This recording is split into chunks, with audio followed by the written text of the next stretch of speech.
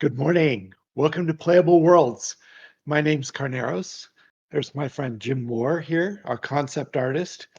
And then behind the scenes, actually, let me check if he's visible.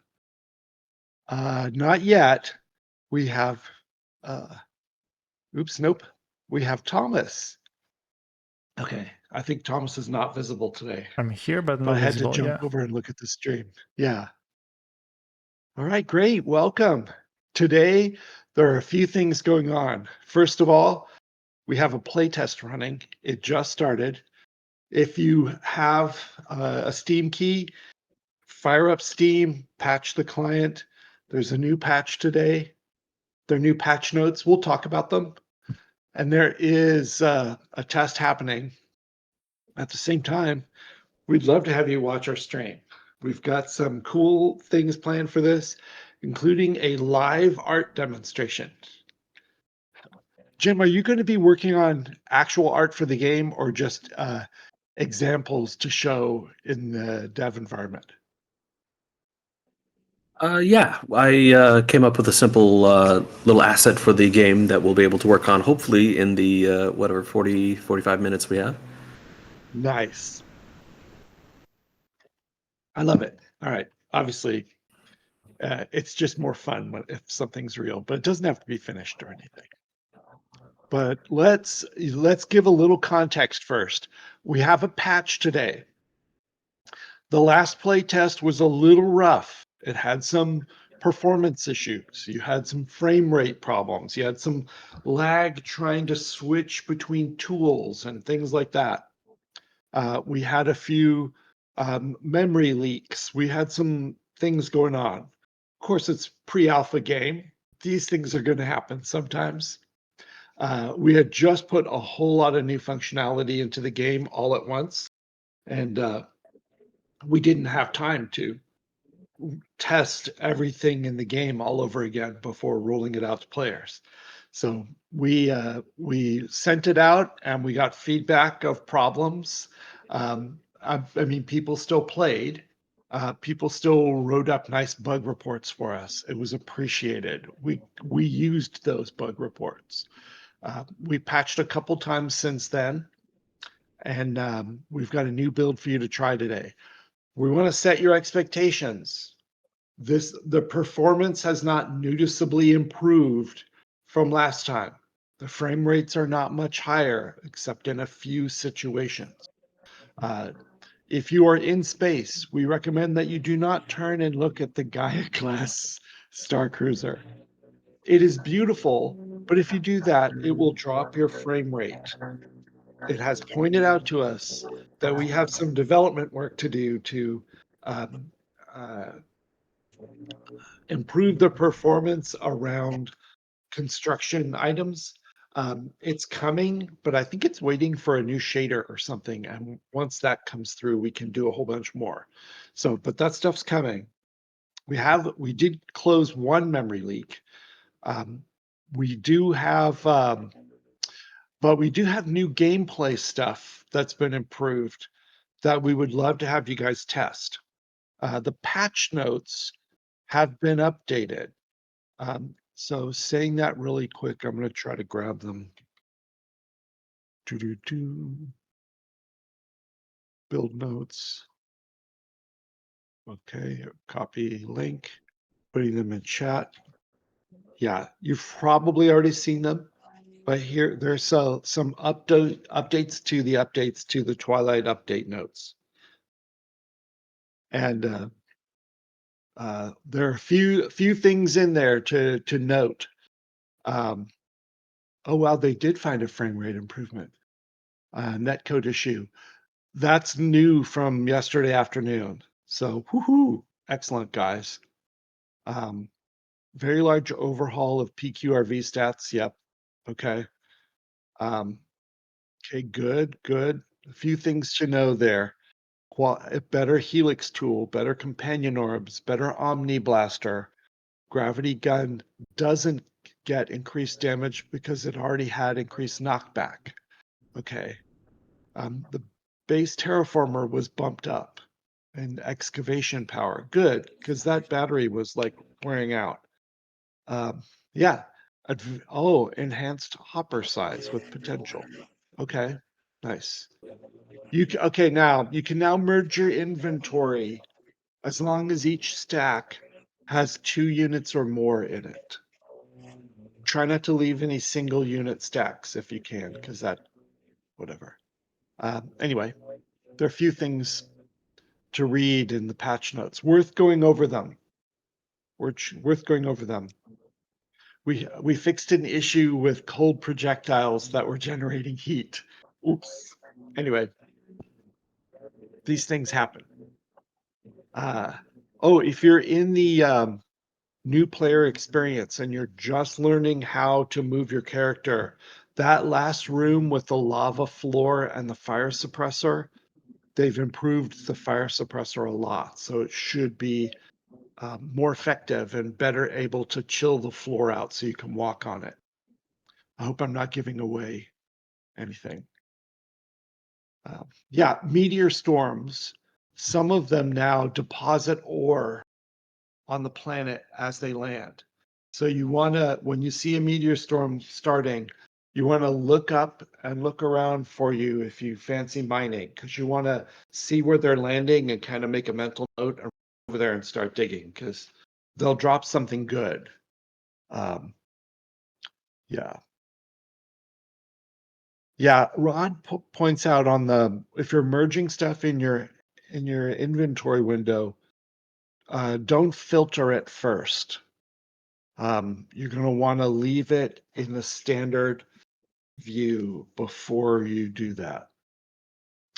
Yeah, thank you, Rod. How he can run a play test and keep an eye on this at the same time, I will never know. But I swear he only has one head. But yeah, he's great. Let's see. Okay.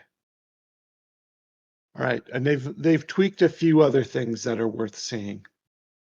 So playtest is going on. Thank you to those of you who came to join us anyway here. Let's feel free to put questions in chat while we're working. Jim, while he's working, cannot see text chat, so I will read them to him. And the questions could be about the artwork he's doing, anything, about Stars Reach, about playable worlds, about how to get into the industry, about why we're still this crazy, anything. Go for it. And now I'm going to turn this over to Jim. Maestro Thomas, can you make his screen show up magically?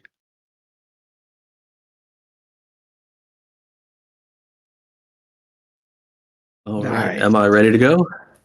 Yeah. Oh, okay. Excellent. Well, thank you very much. Hello. It's Jim, the concept artist, once again here. Yeah, and I guess for those of you who might have missed us last time, we were looking at some cool guns that I was working on, and I think we were looking maybe at the pistol and some other ones, and I guess maybe we had some requests to kind of see the process a little bit, so I'm happy to take you through that. Um, I guess with roughly 50 minutes here, we'll see how long we can get with me working and trying to explain at the same time. Feel free to ask any questions along the way if I'm going too fast. But yeah, so since the last time you guys saw me, I've been working on all kinds of stuff because, as it turns out, if you are making a gigantic, vast universe, you have to fill it with lots and lots and lots of stuff. And that stuff all has to be designed. I mean, who knew? So the problem is, I'm pretty much currently the only concept artist at the moment. So they've had me doing all kinds of things. We've been kind of overhauling some of the structures that you see in the game, and hopefully that's going to sort of improve the look of that. Lots of guns lately. Another thing that they've had me working on is you guys are going to get a new splash screen at some point Oh, pretty soon. nice. These are super, Nice. super rough, but I just wanted to give you guys a preview here. Yeah, so I'm working with the art director to see some, what layout looks cool, some nice poses and all of that kind of stuff. Um, but we're not going to be working on that today because that would take a long time and a lot of back and forth, and our art director is not necessarily right here. So we're going to be working on something slightly less interesting, which is furniture, because all of your wonderful characters are going to need a place to sit down and take a load off. And that's something we haven't even touched yet. And as I understand it, you'll be able to buy and customize and populate your properties with all the furniture you might need, which isn't the most exciting thing in the world, but it is maybe something that we can get together in under an hour or so. At least I can start the process. So I wanted to walk you through the very first steps of how I sort of begin working on something, which is first of all, I'm scouring the internet for all kinds of reference just to sort of get my head in the right place. So I wanted to show you that because it's kind of some of what you would expect and maybe some things you might not have thought about. So as you can see here, obviously there's a lot of weirdo futuristic chairs and stuff as you would expect for some inspiration. But then there's some stuff that you might not expect. So you can see I've got like seashells and snail shells and insects and car pieces and whatnot. And the reason is I generally, tend to shy away from simply Frankensteining, things together that have already been designed, because that's a pretty simplistic way to do concept design. What I like to do is approach it from sort of the sense of like what feeling am I going for, and looking simply at abstract forms which can come from anywhere. So in this case, one of my challenges is okay, we have this very futuristic world with lots of kind of slick, maybe sometimes sterile kinds of surfaces, and how do you inject warmth into that? How do you make it feel comfy and that kind of thing? And so that's where I kind of want to take some cues from the natural world, some color schemes, perhaps some like forms. And all of that kind of stuff, and hopefully in that giant mishmash, come up with something kind of entirely new. So you can see, and then in addition to that, I've got some sort of '50s cars here that I'm throwing in, just as once again kind of design cues, little shapes, little materials, that kind of thing. So yeah, so that to me, I find it very important to kind of have like a wide variety of things that are sort of in front of me so that I can basically marinate my eyeballs in this kind of stuff, and then that will eventually leak to my brain, and then that will come out as hopefully something new. All right, so now that we've got a reference, we can begin.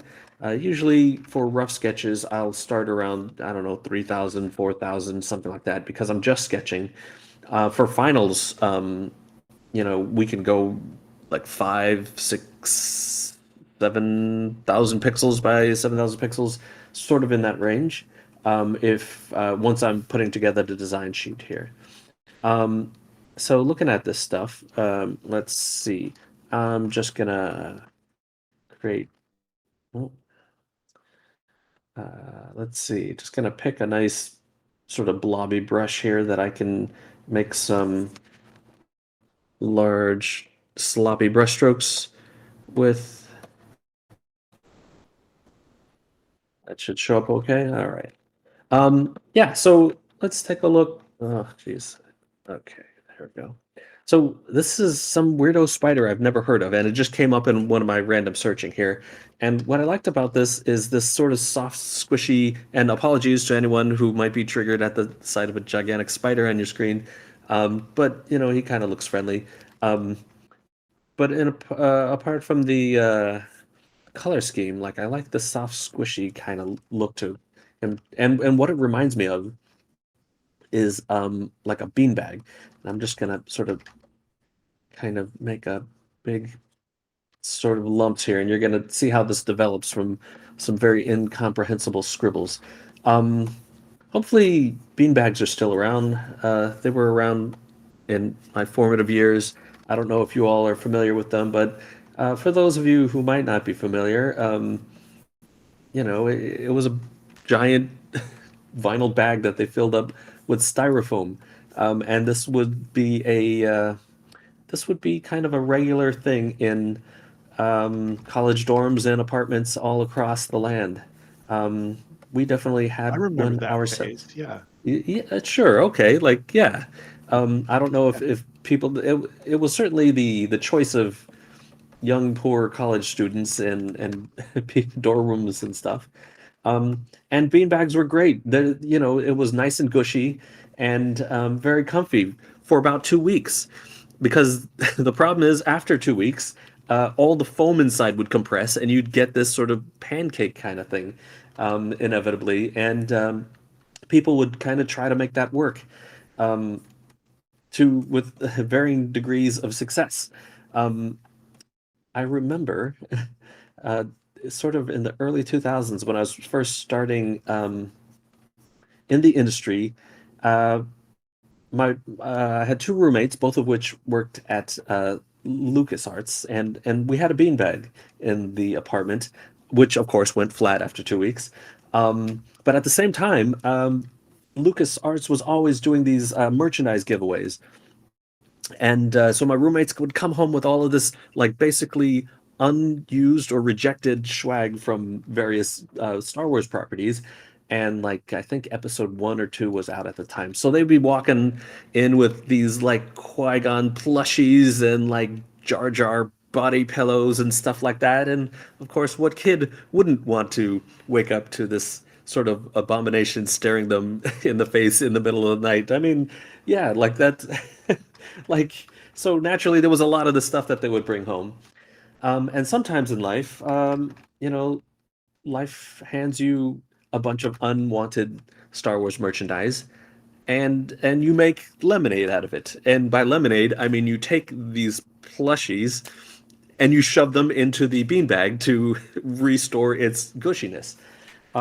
So that was our solution. And let me tell you, it was terrible. Because, as it turns out, these plushies aren't actually as soft as they look. And the more you sat on them, the more compressed they would get, and the lumpier the beanbag would get. So you'd go to sit down, and there'd be like a Jar Jar elbow in your kidney, or like a Yoda head in your spine or something. And it was just awful. So naturally, we kind of threw it out. Um, and and that was that. So, just as a trivia note here, somewhere in the Bay Area, there's a landfill, and somewhere in that landfill, there is a beanbag. And if you can find that beanbag, it is filled with a virtual treasure trove of Chewbacca's and Yodas and stuff like that. Probably worth a lot of money if you can dig it out. So, there's some inspirational kind of stuff for you there.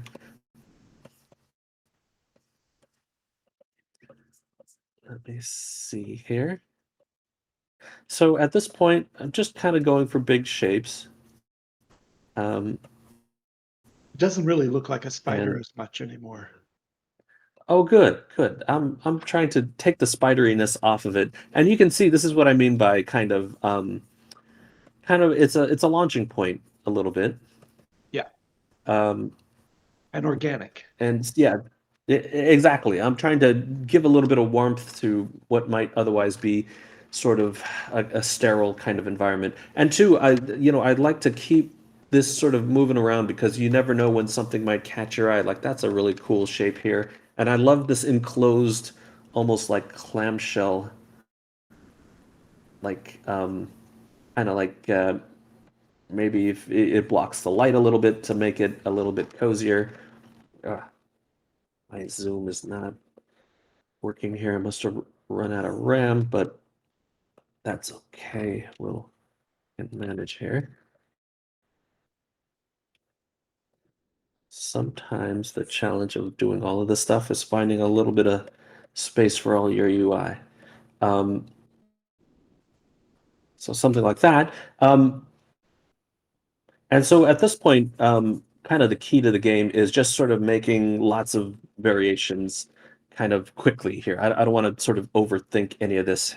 Um, so yeah, let's go with a kind of go with a lounger next here. Like, let's say you've really had a hard day terraforming the earth, making lava out of ice and making ice out of trees and all kinds of things, and you just want to relax and just fall apart here. So maybe what we want is a nice kind of thing to look out your window and something along that line.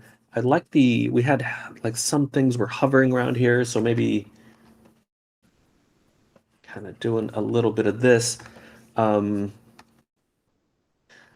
bringing in some of that 50s vibe here. Let's go in and erase here.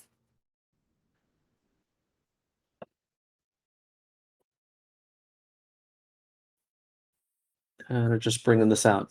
And so this is kind of how the first state would go. I would make maybe, I don't know, 5 or 10 variations here, and then I'd sort of kick these over to the art director, and he would kind of tell me what direction is feeling good to him, um, and then I might go and refine from there. And so some artists would take that and they would continue to sort of work that up in Photoshop. That's totally fine. Um, these days, I find it a little bit faster to take this into Blender. So that's what we're going to do next year. Let's see, what are we at? 924. Okay, we're doing good. I'm going to have to watch the clock really quickly, or diligently here, I should say, just to make sure that You're okay, no I've got. pressure. Okay, okay. That does look cozy. Oh, good. Maybe there's speakers in there. You can turn on your favorite lo-fi kind of stream and just let yourself go there. Let's go for something a little more angular, just to kind of. Sometimes you want to, like, after you kind of establish a vibe, sometimes maybe you want to go opposite here. So like, I don't know. I'm kind of recreating the Captain Kirk Yeah, Enterprise seat, but maybe I that's feel it. appropriate here. Like maybe, yeah, like you got little beep boop kind of buttons along here that you can control things.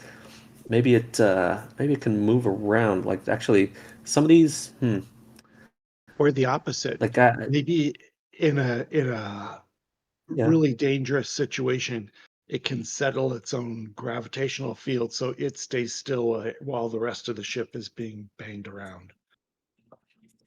Ooh, interesting. I like that. So maybe this is a good one. Yeah, so the ship's going like this, but it's got like a gyroscope basically that Yeah, is keeping it level. That's pretty cool. We're gonna have to get this off to the designers to make that happen. I do like And the that definitely comments in feels like chat. something that should hover. How's Lyric that? says, I like the comments in chat. Lyric says, feels delightfully Oh, mid-century neo-futurist. Toaster that's Trade exactly says, the vibe we're going for. a matching whiskey glass and some smooth jazz after a hard day. I can see that I match there. like it. Mage Power Nice, says we have nice. officially lost the spider concept. Yes, we have. That's good. This is Well, something new and different. yeah, we're constantly evolving, but we might go to that if that's the direction we choose. So yeah, the spider concept is maybe just one of many directions we can go. And maybe if people are into it, maybe I'll let you guys be my art director, and we'll let you guys pick which direction we go, and maybe I'll take that into Blender and see how far we get. So I'll Oh, just start labeling these guys, and you guys can tell me what direction you like.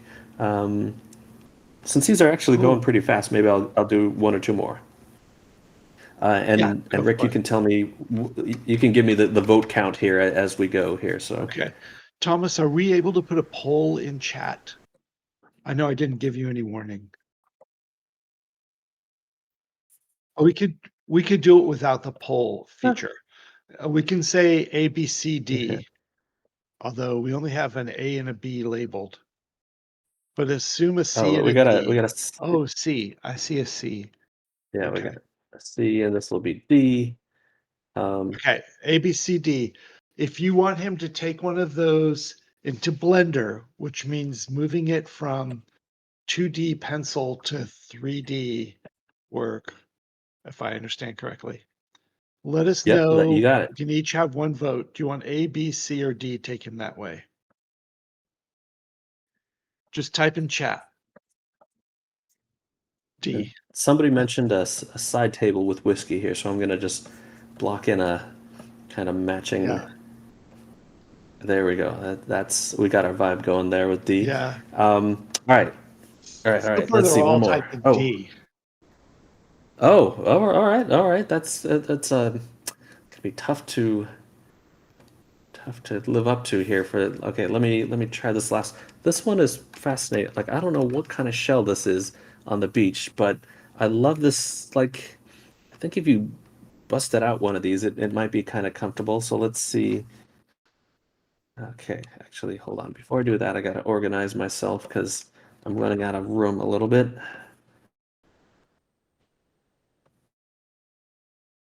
Just gonna do that. All right. Okay. Let me see if I can do something with that. That's a kind of a cool shape here.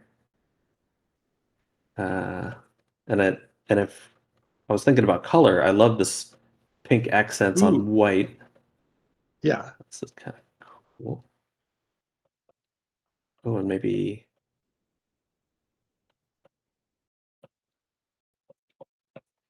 maybe this kind of looks like it would rock, like a rocking chair. You know, if you really want, if you got your space porch and you're sitting on it and you're looking at a like a lava waterfall or something, you need to be able to sort of gently rock back and forth with a glass of lemonade and sort of yeah, let the sounds of nature and rumbling tectonic plates um, lull you to sleep here. So maybe something like that.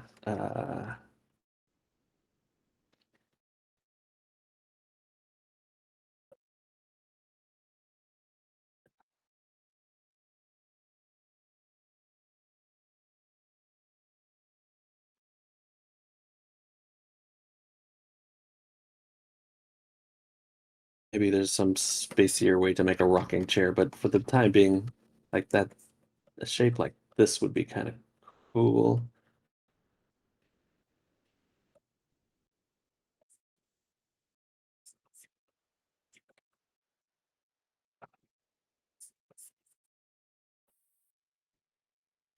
Sometimes you gotta, for more complex shapes, you just kind of have to hang out and render it a little bit until it kind of makes sense. And sometimes making sense just means making sense to my eyes here. And for maybe a lot of you, this is just kind of incomprehensible blobs, but I just need it to look good enough that kind of I can understand the shapes a little bit Yeah. and that's enough for I me to feel take it it. to the next stage. I Oh, feel it. okay. That's good. That's good. Basically, I need to render it until it feels comfy to me, and then I'll be like, okay, I know where I'm going with this. So some nice gushy padding here, and nice little maybe headrest up here. Or wait, let's see. Maybe like a little separated headrest.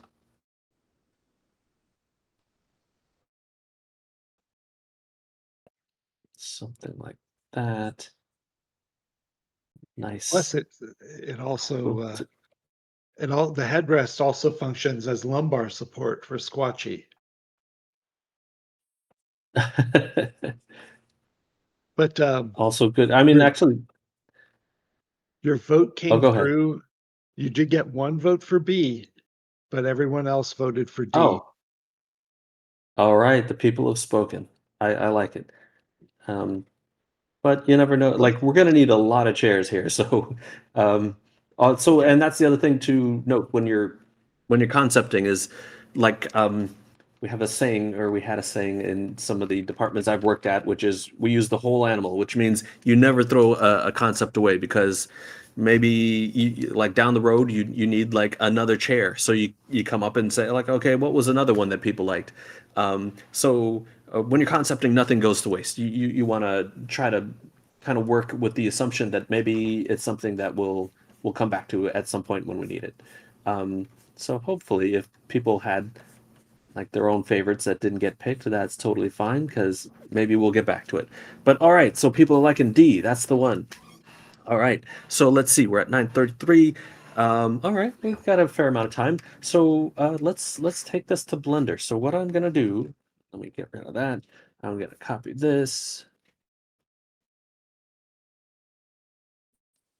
Alrighty, and I'm gonna take that, save it into. Do I have a furniture or? Yeah, let's just put it there. Okay, so let's call this just chair ref. Okay, so now time to go into Blender. Make a new file here, and then I'm going to import that image. Mhm, and there's our chair. And so, yeah, Blender has this nice feature where you can drag in um, 2D images as your reference. So I'm sort of just putting that right there, and I can make it big. Uh, And all right, let's see. Oh, whoops. uh-oh. Oh, Slow geez. down. Let's, Slow well, down, just, cowboy. yeah, I know. It's just, I, I, I flew too close to the sun there. Let's see what happens. Oh, okay. Everyone, whew. All right. There we go. There we Yeah. go. All Just right. needed to. Nice recovery. Yes. Um, Blender's usually pretty stable. I usually don't have too many problems with crashing, but it is, it is something that's constantly being updated, and sometimes the latest version doesn't play nice with some particular hardware. So it's something to be aware of for any of you out there who are using Blender. Okay, so if I was doing this for realsies and properly wanting to get proportions, I would do a front, back, and side, so I would get exact measurements. In this particular case, I think it's going to be close enough that I can probably manage. So they kind of start you out with a kind of a default cube here, which is probably good enough for us to start because this is essentially like a fancy cube shape here. So I think that's going to be good enough for us to work with. And we can squish this cube. And let's see. I'm going to extrude that out to make a little bit of a, mm, well, we'll see how this goes. Or maybe, so, so yeah, this is kind of one of the basic functionalities here as you start um, modeling in Blender is that you can put in what's called edge loops, and that will allow you to um, kind of determine where your cuts are going to be. Um, and by doing that, you can kind of define the space of your item. And then let's maybe move that back here. And as you can see, so far my version of this is very pointy, but that's all right because we have some functions that will kind of smooth things out pretty easily for us. All right, let me see. So we kind of are, things are slowly starting to get a little more chair-like. All right, so then I think what I want to do is one of the functionalities we have is we can fill in spaces after we've taken them out. So if I hit F, that will allow me to fill in a face there. And let's see. And hopefully you can see just how fast this process is. Um, just as you're going along working, it actually let me yeah, it's quite fast, and it gives you a chance to sort of iterate really quickly too, which is nice. So I can try things out, and if it's not working for me, I will just delete it and try a new approach. Um, and yeah, that's why I've taken to sort of using this as part of my sort of step two, I guess. Just gonna merge out some vertices here. And so if you are not someone who uh, really deals with 3D, I don't know if this is very pleasant to look at. It might be a little bit boring, but things start coming No, no, together. Oh, okay. not boring. Let's You're see. doing great. Okay, good, good, good. And we have a little bit, it's a little bit tucked on the inside here, so we can do this. Got our nice Nice. armrests. So we're getting there. We've got a little bit of a bump here, so let's put in an edge loop like that. Let's extrude this a bit, and yeah, bring that in. So yeah, and so this is how it's done basically. And the interesting thing is, this is kind of how you draw too. You start with big shapes, and then you carve away and put in specific curves and all of that kind of stuff until it starts to cooperate and look like you want it. Okay, that is a little bit sticky outy, so let's push this in a bit and let's maybe bring that forward just a touch. And so let's so I mentioned taking this and kind of getting a bit of more curvature in here. And so there's an automatic function that does that for us, Huh. um, which is kind of cool because it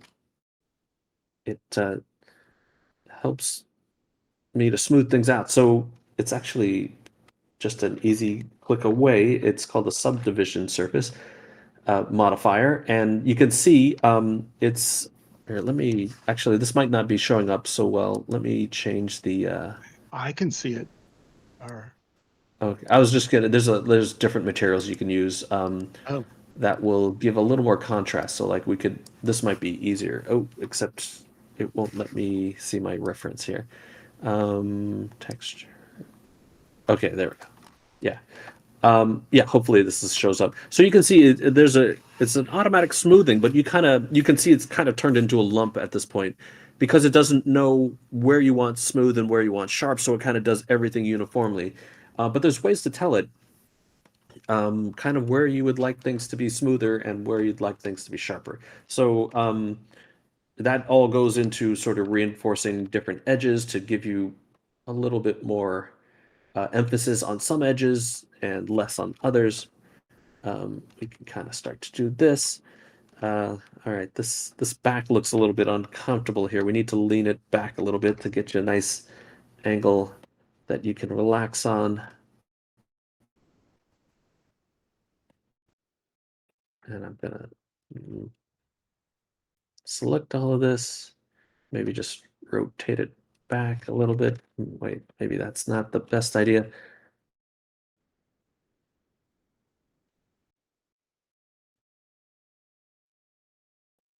There we go.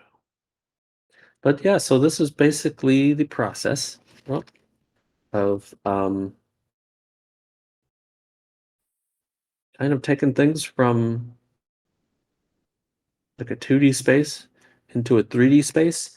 From here, once this was um, properly fleshed out, it would be handed to a real modeler because to be clear, this is none of this is like game usable geometry here. Like I leave that to the professionals who do that hard work. So that would be a 3D modeler.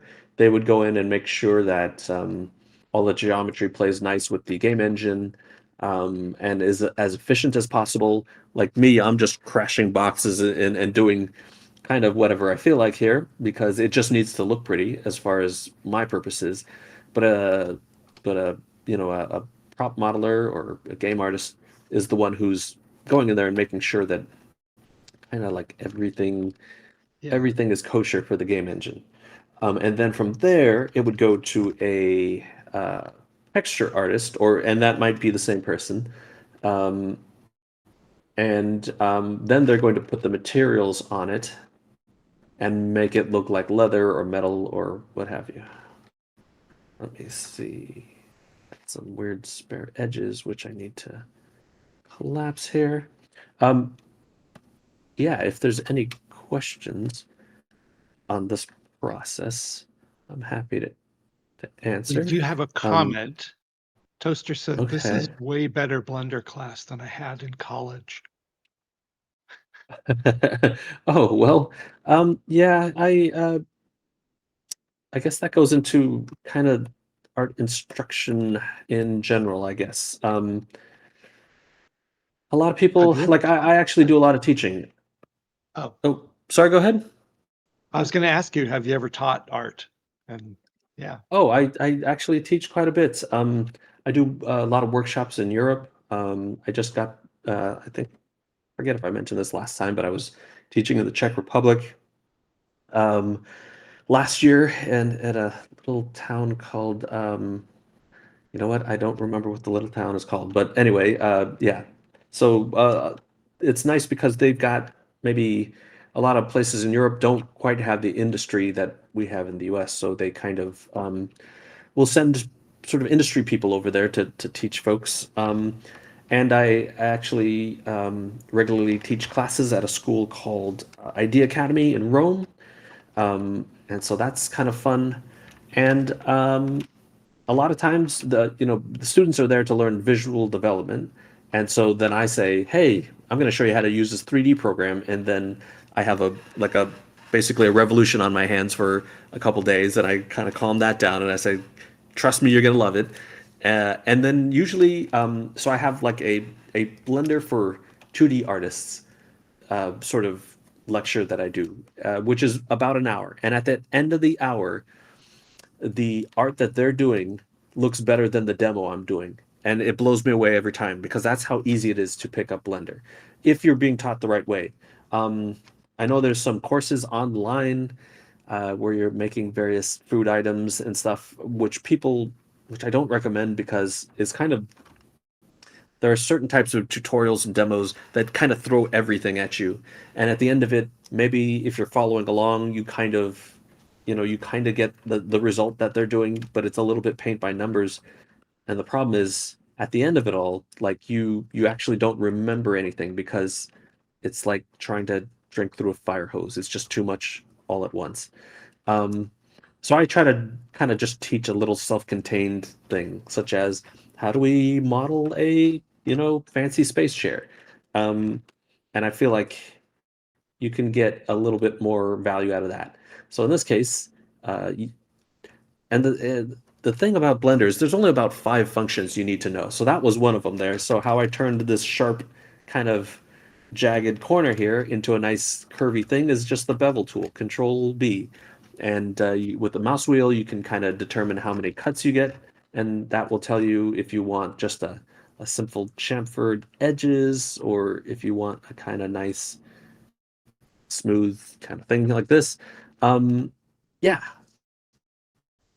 Nice.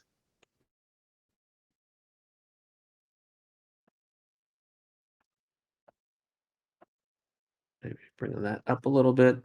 And then so we can return to our blobby lump here, and sometimes with this smoothing operation you get interesting shapes that you maybe weren't counting on, but you're thinking, oh, okay, like maybe this would be cool for like speakers or something. I don't know yet because we're not far enough, and we're getting into a quarter till here, so I don't know. I'm not sure how far we'll get, but we'll see how it goes. But the nice thing is, if this does go into the game, and I will pass along to the art director that this was the crowd favorite, you'll be able to see it, and you will be able to kind of, with pride, Yeah, kind of say you had a hand. yeah, Yeah, I was there. go ahead. Exactly. Exactly. Exactly. You were there for the Star Trek couch creation there. You were part of it. Yes. Okay, Jim, we have a It's the people's question. chair. What Sure. Mr. Goshdarn asks, what's some of your Mhm. favorite stuff to make? Oh, let's see. I That is a good question. I so like I'm not if we're talking about 3D sort of concepting, or are we talking about in Blender or just sort of in general? You can take it wherever you want. Okay. Like in Blender, guess trying to think. I guess doing kind of hand props are kind of nice because it's a very human size scale kind of thing. It's something you can hold in your hand. So that's why I was having a lot of fun with like those like the staff and the energy bow and the guns and stuff like that. Just because it's it's very relatable. You can kind of it's something you can hold in your hand. So that's kind of nice. But honestly, it all kind of just depends on the I guess the artistic challenge of it all too. So like sometimes I'll get into a character mode where I'm doing nothing but characters, and that's really interesting to me. And then sometimes let's see, let's do that. Um, sometimes I'll just be having fun with a lot of props. Um, Actually, I do really enjoy doing environmental scenes as well because that's is a lot about the lighting and just kind of um, yeah, kind of making the mood, which is a big part of some Yeah. the visual development sometimes. So yeah, edit mode. Gonna put a Okay, cushion Chef in Jarrett here. is asking, is Blender an industry standard now for 3D modeling? I dabbled in Maya many years ago, and I don't think Blender existed back then, or I had never heard of it. Yeah, that's a great question. So, and the complex answer. So, it has existed way longer than you think. It's just that no one had heard of it at that time. So it's been around since I think like 1999 or something, or certainly early 2000s, as I understand it. But those versions were almost unusable because the interface was just so kind of primitive. But over the years, they just got better and better. And it's open source, so it's 100% free. So for those of you who aren't familiar with it, and maybe you're interested in doing game art, but you don't want to, like, there's all the expense of it. Yeah, this is open source and free forever. Like, but there's a Blender Foundation and an industry guy who's pledged that this is going to be something that is going to be an open resource as long as it exists. So that's awesome. Um, and so, and the other cool thing about that is that people kind of contribute. If you have a cool idea for some feature and it is useful, that gets incorporated into Blender. It's all kind of a community-led effort there. As for it being industry standard, I would say no. At the moment, not yet. Maya is still kind of the number one kind of go-to thing, I would say, followed by some other established programs. And there's a lot of reasons for this. One of which is just that when you're working in an official pipeline, you you need to be sure that it's not going to crash on you, that like it behaves in a very predictable way. And Maya's had 20 years to basically, establish itself in these official pipelines. They work closely with studios to kind of address their concerns. And as a result, they've kind of built themselves, a nice little niche in the industry. But slowly over time, the use of Blender is becoming more and more acceptable. And in indie studios is really, smaller companies that have a lot more flexibility, that kind of thing. They are much more at liberty because they're starting up their pipelines from scratch. So if they want to do sort of Blender and have that integrate into, official assets, they can do so without like really losing anything. And certainly um, for concept artists or any pre-production, the nice thing is that Blender kind of exports into the same format. So, for example, if I did want to put this into a game and crash the build, I could turn this into an OBJ format, and that would go right in the game, as far as I know.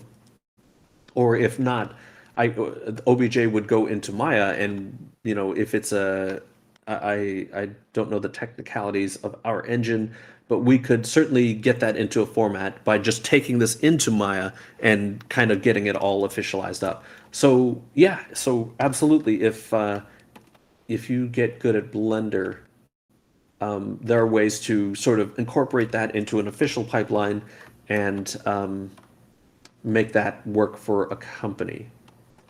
So yeah. When I worked at Sony Online Entertainment, we had a Hmm. user-generated content program, and I see. you could make objects for our games like this. It could make it Oh, nice. for EverQuest, EQ2, uh, PlanetSide, a couple more games, and we just encourage people to use Blender, export an OBJ, and give it to us. We had specifications and examples for texture maps of various sorts. The Okay. system, the platform was called Player Studio, and anything that a player made had a little gold anvil in the corner of the image, so you could see, oh, a player made this. And we would Oh, take that's in so those cool. OBJs, and the art directors would review Hmm. each one. We had a whole way they would submit them. The art director would take the OBJ, bring it in, and if it worked and was good, they'd say, "Yep, we'll take it." And it would go through the rest of the art pipeline and show up in game. And we would sell them as cosmetic items in a cash shop and then split the revenue between the player and the Sony Online. Um, That's awesome. um, yeah, it worked. It worked well. In fact, at the time I left SOE, the player-made items from Player Studio were the number one monetization channel for PlanetSide 2. They were making more money from Oh, that wow. than from anything else in it. Yeah. Toaster That Trade is is, asking, wow. are we going to do that for Stars Reach? And we don't have anything to announce at this time. Sorry. This is why this is why you're here, Rick, because if it was up to me, I'd be like, yeah, sure, let's and then Oh, yeah, I would get called into Raf's office and yeah. there's Um a lot of work to so go into. I actually set up the program, so I know how much work goes into it. Yeah. We don't have sure. any Oh, of the sure, tax sure. documents prepared or any of that workflow, etc. Uh, anyway, but yeah, it was pretty cool. It was pretty cool. Player Studio at SOE was inspired by Steam Workshop at Valve. So Mhm. yeah, it's these things. We're not the only ones with these ideas. They're pretty cool. Okay, we're running out of time. We got Yep. just Yep, yep. a few more things. Um, Next week, next Thursday for our next stream, I had a whole program planned. I'm going to move my program to the following week and take a player request from the forums, from the Discord. There was, I think it was Last Ditch Plan, said, could you guys do a show where you talk about how bug reporting should work in Stars Reach? He said um, that will help. Uh, that will help with the testing and et cetera, et cetera. And I sat down for the last day and talked to Rod. Rod's going to be our guest. He's going to come on. Hopefully, he'll be well by then. If you don't know, Rod's out sick at the moment. He's still working his ass off. Technically, he's not. He's not well, but hopefully he'll be ready. And we're going to put a show together for you about that. But thank you, Mr. Goshdarn, who really likes these art streams, Jim. You got a big Oh, fan. cool. I'm glad. Yeah. That's fantastic. And Rod, let me know if you have a downturn this weekend and I need to make some chicken matzo ball soup. I will run it down to you. It's not that far. If Rod's if I go in good traffic, he's about a 1 hour drive from me, a little over hour and 15 minutes, maybe. So that's not too far for chicken soup. Uh, and then a big thank you, all of you guys. We appreciate you. Enjoy the playtest today. Please file bugs, take screenshots, etc. If nothing else, just post them on Discord. We appreciate it. There's also the button in the upper right corner of your screen to submit issues. Jim and I and Rod have to go run off to a meeting at this point. So we say thank you very much, and we'll see you in game. And we'll also see you next Thursday morning. All right, guys.